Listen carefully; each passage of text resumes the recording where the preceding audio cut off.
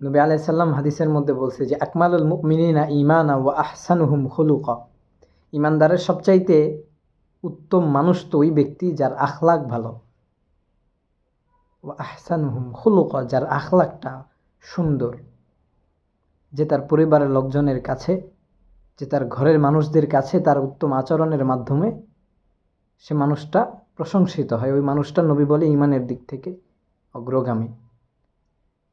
কিছু মানুষ আছে বাহিরে মানুষের সাথে কি সুন্দর আচরণ, হাসি মুখে কথা, হ্যাঁ, কি সুন্দর ব্যবহার করে, কিন্তু ঘরের ভেতরে ঢুকলে ঘরের মানুষদের উপরে কঠোর ব্যবহার করে, খারাপ আচরণ করে।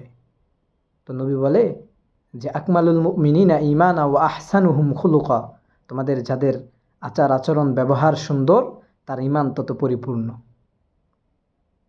নবী নিজেও বলছে যে বুইসতু লিউতাম্মিমা মাকারিমাল আখলাক, আমি নবীর প্রেরণই হয়েছে দুনিয়াতে যে মানুষকে উত্তম আচরণ শিক্ষা দেওয়ার জন্য। আমাদের নবী কেমন ছিলেন বলে, নবীর আচরণ দেখে দেখে কাফের বেঈমানরা ঈমান আনয়ন করত। আমাদের নবী এরকম ছিলেন যে বলে নবীর চরিত্র দেখে, নবীর আখলাক দেখে বেঈমানরা ঈমান আনয়ন করত। আর আজকে আমাদের আচার আচরণ, আমাদের কথাবার্তা, আমাদের ব্যবহার দেখলে বিধর্মীরা আরও আমাদেরকে নিয়েই সমালোচনা করে।